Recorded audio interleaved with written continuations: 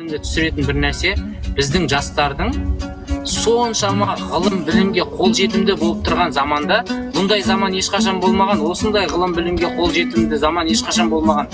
Сен қазір бір кнопканы басып, бүкіл әлемнің кітапханаларына қол жеткізе аласың.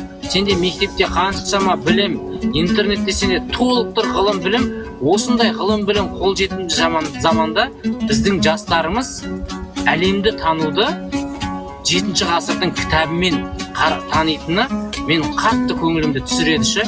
Өйткені бірдеңе десең, сен сияқты әңгіме басталады жаңағыдай. Олар деген бүйтіп зерттеп жазып кетіпті ғой тауларды бірдеңе.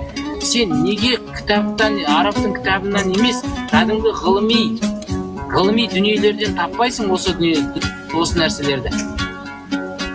Қолыңа жетіп тұр ғой, бәрін оқитын боласың да. Мысалы, таулар туралы, таулардың пайда болуы туралы оқимын десең, қаншама ғылыми мақалалар, қаншама қызықты контент бар.